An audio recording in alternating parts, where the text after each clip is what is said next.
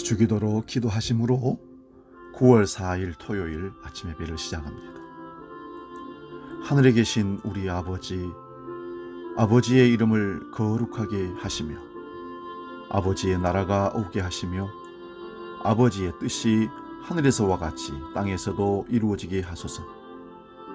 오늘 우리에게 일용할 양식을 주시고 우리가 우리에게 잘못한 사람을 용서하여 준 것 같이 우리 죄를 용서하여 주시고 우리를 시험에 빠지지 않게 하시고 악에서 구하소서. 나라와 권능과 영광이 영원히 아버지의 것입니다. 아멘.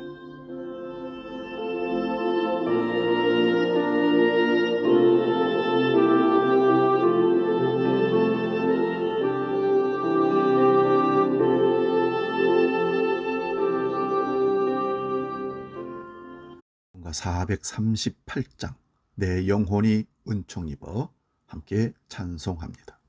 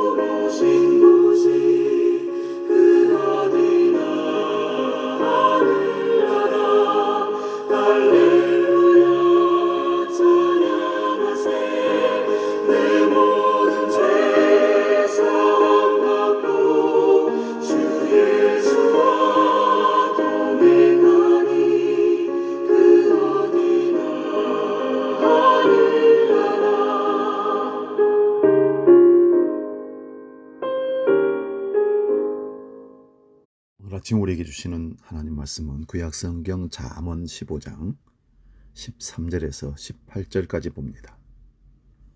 구약성경 927면에 있습니다. 잠언 15장 13절에서 18절 말씀입니다. 봉독합니다. 마음의 즐거움은 얼굴을 빛나게 하여도 마음의 근심은 심령을 상하게 하느니라. 명철한 자의 마음은 지식을 요구하고 미련한 자의 입은 미련한 것을 즐기느니라.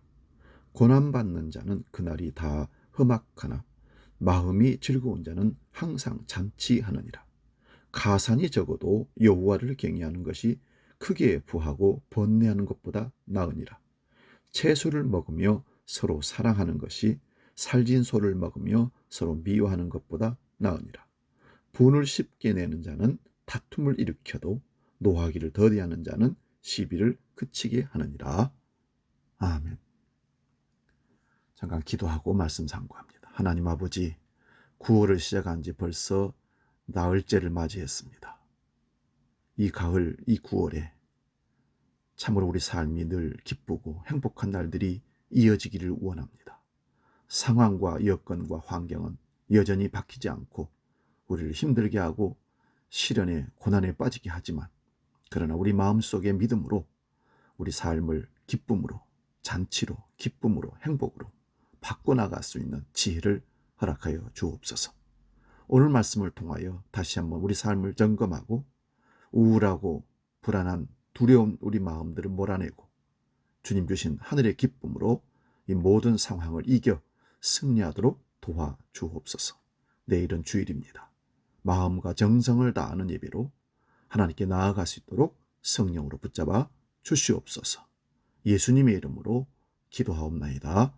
아멘. 오늘 봉독한 잠언 15장 13절에서 18절 말씀으로 삶을 축제로 바꾸는 지혜, 이런 제목으로 말씀의 은혜를 나눕니다.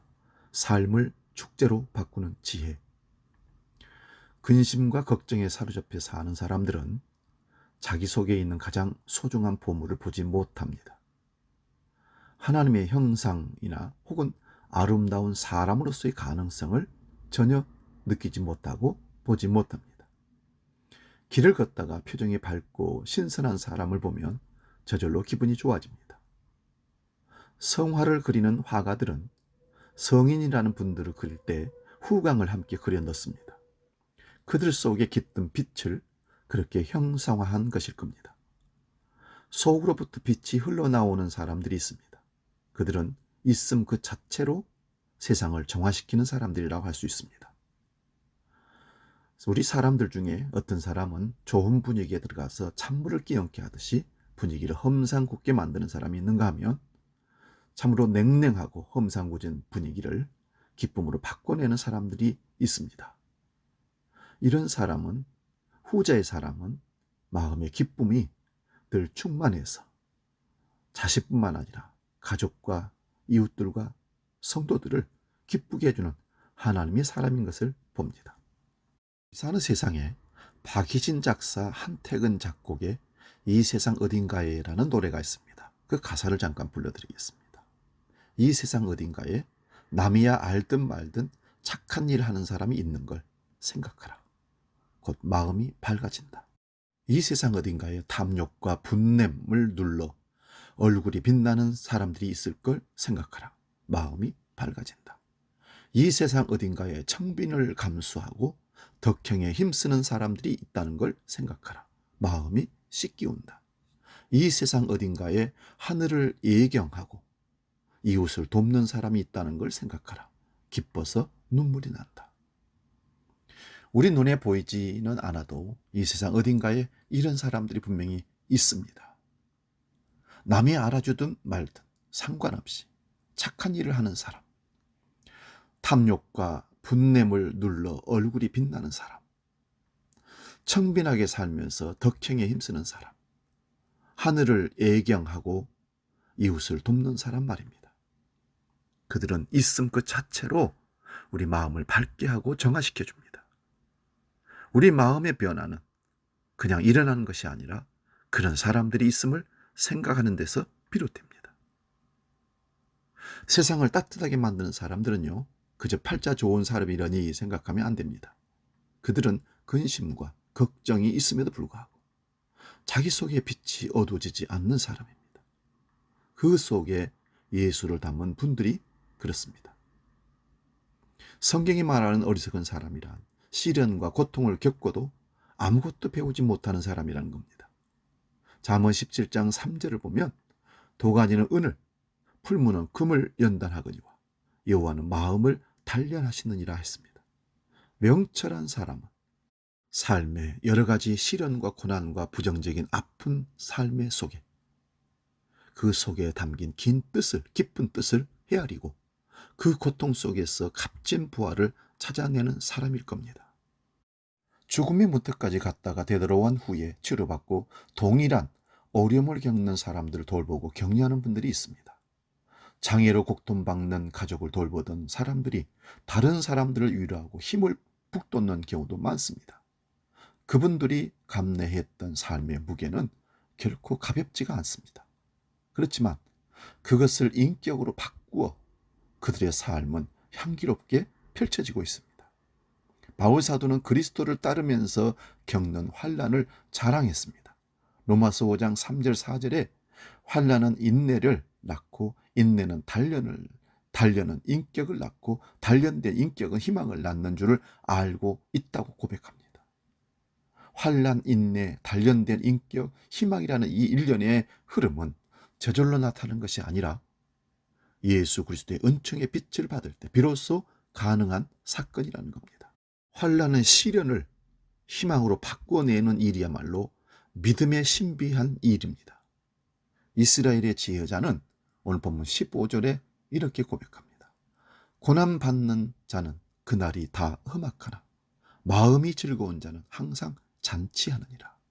이해가 되지 않지만 믿음으로 해석이 됩니다.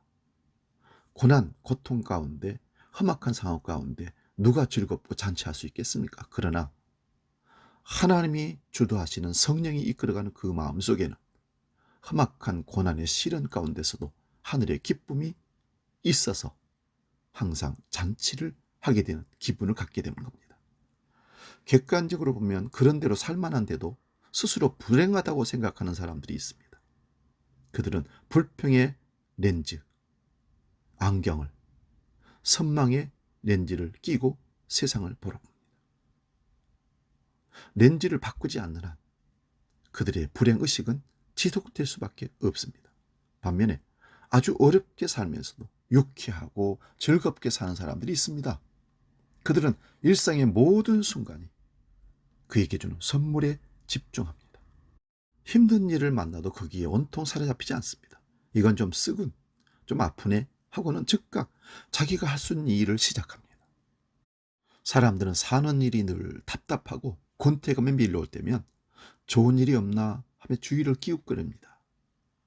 시편 기자는 시편 89편 15절에 잔치의 함성을 외칠 줄 아는 백성은 복이 있다 노래합니다. 인생을 즐겁게 사는 방법 가운데 하나는 작은 일에도 함께 기뻐하고 경축하는 그런 사람들이 만드는 것이라 생각합니다. 예수님은 하나님 나라를 설명하면서 잃어버렸던 드라크마를 다시 찾은 여인의 이야기를 들려주셨습니다. 여인은 불을 밝히고 온 집안을 쓸며 그것을 찾을 때까지 샅샅이 찾다가 마침내 찾으면 벗과 친구들과 이웃들을 불러서 나와 함께 기뻐해 주라고 함께 초청을 하며 잔치를 벌입니다. 사람은 기쁨과 슬픔을 함께 나눔을 통해서 연결되어지고 있다는 사실을 우리는 알아야 됩니다. 축제는 사람들을 연결시킵니다. 어느 한 집사님은 예전에 봄이 되면 성도들과 즐기는 축제가 있습니다. 그 집사님 집에서 키우는 덴드롱이라는 화초가 있는데요. 꽃이 피면 소식을 전합니다. 꽃과 함께 올해도 꽃이 피었네요 라는 메시지를 보내면서 기쁨을 같이 나누자고 같이 식사하자고 집으로 초대합니다. 그러면 구역원들이 함께 식사도 하고 차도 마시면서 즐거워합니다. 수년을 그렇게 이루어오는 사람들을 보았습니다. 사소해 보일지라도 그런 의례는 무례할 수 있는 시간을 건너는 징검다리 구실을 하기도 합니다. 즐겁게 살기 위해서는 이웃들과 친구들과 삶에 맞들여서 늘 어울리는 삶이 필요합니다. 바로 그런 환대와 환대 받음의 경험이야말로 사람을 고립시키는 이 세상에 대한 강력한 저항이고 잔치입니다. 작은 가정의 대소사도 혼자 지내지 말고 성도들을 이웃들을 초대해서 이런 일이 있었다고, 생일이라고, 이런 기념일이라고 그렇게 한번 해보면 어떨까요? 사람들이 자기 일상을 잔치를 나누어 경험하지 못하는 까닭은 무엇일까요? 욕망이 커서 그런 것일까요? 사람들은 다른 사람들의 평가나 시선에 아주 예민합니다. 사람들은 자기 겉을 꾸미는 일에 시간과 돈을 많이 들입니다. 무시당하고 싶지 않다는 무식 때문에 그럴지도 모르겠습니다. 그런 일에 치중할수록 그의 눈에 보이는 것은 자기보다 더 많은 것을 누리며 사는 사람들이 보입니다. 그 무한 경쟁의 굴레에 갇히는 순간 만족감은 자취를 감춰버리고 결핍과 불평과 원망이 그 의식 속에 자리 잡게 됩니다. 이전에 비해서 많은 것을 누리고 살면서도 스스로 불행하다고 느끼는 까닭은 다른 사람들과 그런 비교의식 때문에 그게 생기는 겁니다. 자존감이 낮은 사람일수록 인정 욕구가 강하고 다른 사람들의 애정에 지나치게 집착합니다. 본문 16절 17절을 봅니다. 가산이 적어도 여호와를 경외하는 것이 크게 부하고 번뇌하는 것보다 나으니라. 채소를 먹으며 서로 사랑하는 것이 살진 소를 먹으며 서로 미워하는 것보다 나으니라. 예의하는 것이 비하는 것보다 낫다는 문장이 반복되고 있습니다. 똑같은 메시지의 변주라고 볼 수 있습니다. 재산이 적은 것이 행복이라고 말할 수 없습니다. 그렇다고 하여 재산이 많은 것이 곧 행복이라고 말할 수도 없습니다. 재산은 적지만 주님을 경외하고 이웃을 사랑하며 산다는 그는 빈곤한 사람이 아닙니다. 반면에 재산은 많은데 이기적이고 오만하다면 그는 진짜 가난뱅이입니다. 원하는 것을 즉각 누리며 살지 못한다 하여 불행하다고 말할 수는 없는 겁니다. 반대로 원하는 것을 다 누리며 산다 하여 행복하다고 말할 수도 없는 거지요. 누릴 걸 다 누리면서도 얼굴에 독살이 박힌 사람들도 있습니다. 그들은 사람들을 무시하고 함부로 대합니다. 가련한 사람들입니다. 그들에게서 이 생명의 향기를 맡을 수가 없습니다. 재산이 많거나 적으나 하나님 경외와 사랑이야말로 진정한 행복의 길입니다. 사람의 사람됨은 자기 삶이 사랑의 빚진 자임을 늘 알고 사는 데 있습니다. 사람이 함께 산다는 것은 아름다운 일이면서 동시에 힘든 일입니다. 누군가 내 곁에 있다는 사실, 어떤 때는 든든하게 느껴지기도 하지만 짐스럽게 여겨지기도 합니다. 누구나 감정의 기복을 겪게 되어 있습니다. 가족끼리라 해도 사정은 마찬가지입니다. 보통 때는 너그럽게 받아주는 일도 어떤 때는 도저히 용납할 수 없어서 다툼이 빚어지기도 합니다. 어쩌면 가족 간의 관계가 제일 어려운지도 모르겠습니다. 집안에서는 어쩌면 바깥에서 쓰고 있던 가면, 즉 사회적 자아를 던지고 편히 쉬고 싶은데 그 마음을 몰라주면 원망이 말이 터져나오게 됩니다. 사는 동안 참 많은 사람을 만났습니다. 사사건건 분쟁을 일으킨 사람이 있고 분쟁을 그치게 하는 사람도 있습니다. 속에 화가 많은 사람일수록 분쟁을 일으킬 소지가 많습니다. 그들은 자기들의 말이 경청되지 않는다. 그래서 속상해합니다. 자기들의 상처와 아픔을 사람들이 알아주지 않는다고 화를 냅니다. 믿음의 사람들은 품이 넓은 사람이 되어야 합니다. 그러기 위해서는 어둠에 이끌리는 우리 마음을 자꾸만 하나님께로 가져가야 합니다. 그래야 마음이 밝아지고 넓어지고 깊어집니다. 우리라고 왜 아픔이 없겠으며 상처가 없겠습니까? 하지만 그것을 노래로 바꾸는 것이, 잔치로 바꾸는 것이, 기쁨으로 바꾸는 것이 믿음입니다. 오늘 한번 기뻐해 보십시오. 주님으로 인하여 모든 상경, 여건을 넘어서서 기쁨으로 삶을 업시켜 보시기 바랍니다. 그 마음으로 내일 하나님을 예비합시다. 기도하겠습니다. 하나님, 슬픔이, 절망이 기쁨이 되고 소망이 되는 믿음을 우리에게 주옵소서. 모든 환경, 여건, 시련들을 믿음으로 해석할 수 있는 눈과 마음을 주셔서 삶을 잔치로 바꾸는 지혜로운 사람들 되게 하여 주시옵소서. 내일은 주일입니다. 하나님을 기쁨으로 예비할 수 있도록 그 하늘 기쁨을 채워 주시옵소서. 이제는 우리 주 예수 그리스도의 은혜와 아버지의 크신 사랑과 성령님의 감동, 교제, 역사 충만케 하심이 우리 모든 믿음의 식구들과 영원히 함께 계시기를 간절히 축원하옵나이다.